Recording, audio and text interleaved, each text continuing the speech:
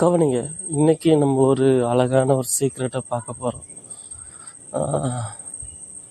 இது ரொம்ப அற்புதமானது. இது வரைக்கும் நீங்கள் ஜெபம் பண்ணி உங்களுக்கு பதில் கிடைக்கலன்னு வச்சுக்கோங்களேன், இதை கண்டிப்பாக நீங்கள் கவனிக்கணும். உங்கள் பக்கத்துலேயே ஆசீர்வாதம் இருக்குது, அதை உங்களால் எடுக்க முடியலை அப்படின்னா இது உங்களுக்கானது தான். நீங்கள் எவ்வளவோ போராடியும் சில காரியங்களை பெற்றுக்கொள்ள முடியலை அப்படின்னா நல்லா கவனிங்க, நான் உங்களுக்கு சொல்கிறேன். அது சொல்கிறதுக்கு முன்னால் ஒரு சில காரியங்களை சொல்கிறேன். இயேசு கிறிஸ்துவுடைய எப்படிலாம் அதை செஞ்சார் அப்படிங்கிறத அவரை வச்சு தான் நம்ம எல்லாத்தையும் பார்க்க போகிறோம். இயேசு கிறிஸ்து ஒரு இடத்துல ஊழியம் பண்ண போயிருந்தார். அப்போது ஒரு செய்தி வருது, லாசர் மறிச்சிட்டு இருக்கிறான். அதாவது ரொம்ப உடம்பு சரியில்லை, உடனே வாங்க அப்படின்னு சொல்லி. ஆனால் இயேசு உடனே சரி கிளம்பு அப்படின்ட்டு விறுவிறுன்னு கிளம்பவே இல்லை. அவர் 3 நாள் கழித்து தான் போகிறாரு. உங்களுக்கு தெரியும், இயேசு எது செஞ்சாலும் பிதா சொல்லி தான் செய்வார் அப்படின்னு நீங்கள் பார்த்துருக்குறீங்க, அது உங்களுக்கு தெரியும். இப்போ 3 நாள் கழித்து போகிறாரு. அங்கே போனால் லாசரு கிடையாது, லாசரு கல்லறையில் இருக்கிறான், அவன் மறிச்சிட்டான், எல்லாம் முடிஞ்சு போச்சு. எல்லாருடைய பார்வையும் எப்படி இருக்குன்னா, இவர் பெர்ஃபெக்ட் டைமில் வரலையே அப்படின்னு பார்க்குறாங்க. ஏன்னா அவர் வந்திருந்தா எத்தனையோ பேரை சுகமாக்குனாரு, லாசருவையும் என்ன பண்ணியிருக்கலாம், சுகமாக்கியிருக்கலாம். எல்லாருடைய பார்வை இப்படி, அவர் பெர்ஃபெக்ட் டைமிங்கில் வரல. பட் உண்மை என்ன நடந்துச்சுன்னா, இயேசு பெர்ஃபெக்ட் ஒபீடியன்ஸில் வந்தார். அவர் முழுமையான ஒரு கீழ்ப்படிதலில் வந்தார். அவருக்கும் கஷ்டம்தான், அவரோட ஃப்ரெண்டு தான், ஆனாலும் என்ன பண்ணார்னா அவர் கூட வந்தார்.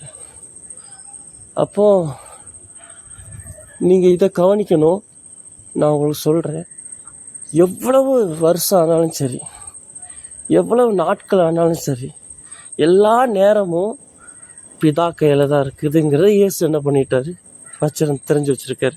நான் எவ்வளோ நாள் கழித்து போகணும்னு கடவுள் சொன்னாலும், பிதா சொன்னாலும் நான் என்ன பண்ணுவேன், வெயிட் பண்ணுவேன். ஏன்னா அவர் நேரத்திற்கும் அப்பாற்பட்டவர்.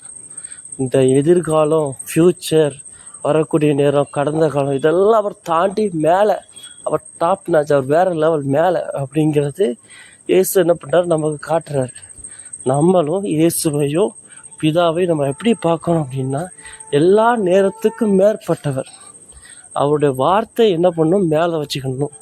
இந்த நேரங்கள், டைமிங், இவ்வளோ வயசாகிட்டு, இவ்வளோ நாள் ஆகிட்டு, இவ்வளோ வருஷம் ஆகிட்டு, இவ்வளோ மாதம் ஆகிட்டு, சொன்ன டைமிங்கெல்லாம் கடந்து போயாச்சு, இனி என்ன நடந்தால் என்ன, நடக்கலைன்னு என்ன, இப்படிங்கிற சூழ்நிலைகள், டைமிங் சார்ந்த காரியத்தை கீழே வச்சிடணும். ஏசு அப்படி வச்சுருந்தார். அதனால தான் அங்கே போனார். அப்பந்தான் 3 நாள் கழித்து பண்ணவே முடியாதுன்னு இருந்த ஒரு அற்புதத்தை இயேசு பண்ணி காமிச்சார். அவர் உயிரோடு எழுப்பிட்டார். நீங்களும் உங்கள் பிரச்சனையில் எல்லாம் முடிஞ்சு போச்சுன்னு இருந்தால் தயவு செய்து அந்த நேரத்தை கீழே வச்சுட்டு, அதை விட பெருசு கர்த்தருடைய வார்த்தை. கர்த்தருடைய வார்த்தை நேரத்தை விட பெருசு, உங்களுடைய டைமிங்கை விட பெருசு. எப்போவுமே கர்த்தருடைய வார்த்தைக்கு ஒபே பண்ணுறதும், கர்த்தருடைய வார்த்தையை விசுவாசிக்கிறதும் ரொம்ப முக்கியமாக வச்சுருந்தீங்கன்னா ஈஸியாக உங்களால் எல்லாத்தையும் என்ன பண்ண முடியும், எடுத்துக்க முடியும். அதை தான் ஏசு அங்கே செஞ்சார். நான் உங்களுக்கு சொல்கிறதும் அதே தான். அப்போ தான் மரித்து கிடந்த லாசர் உயிரோடு எழுப்பினார். அதே போல் இப்போ மரித்து விட்ட சில பிரச்சனை, சில ஆசீர்வாதங்களை ஏசு என்ன பண்ணுவார், உயிரோடு எழுப்பிடுவார். சில காரியத்தை கர்த்தர் உயிர் தெளிம்ப வச்சிருவார். சில சூழ்நிலைகளை கர்த்தர் மாற்றிடுவார். எப்படி? நீங்கள் டைமிங்கை கீழே தள்ளிடுங்க. எவ்வளோ டைம் ஆனாலும் பரவாயில்ல, ஸ்தோத்திரம் சொல்லிகிட்டே இருங்க, அவர் செய்வார்ப்பா அப்படின்ட்டு. அந்த டென்ஷனை அவர் வரவே விடலை. சரி 3 நாளாவது வேகமாக ஓடவும் செய்யலை. அவரை மாதிரி மெதுவாக யாரும் வர முடியாது. அப்படி என்ன பண்ணுறாரு, ஆராம்ச நல்ல மெதுவாக என்ன பண்ணுறாரு, 3 நாள் கழித்து மெதுவாக என்ன பண்ணுறாரு, வந்து சார் 3 நாள் கழிஞ்சிட்டு. அப்போது எந்த ஒரு பதட்டமும் இல்லை. அப்போது அந்த ஸ்ட்ரெஸ்ஸு மட்டும் என்ன பண்ணிடக்கூடாது, சேர்ந்துடவே கூடாது. அது என்ன தள்ளிடணும்.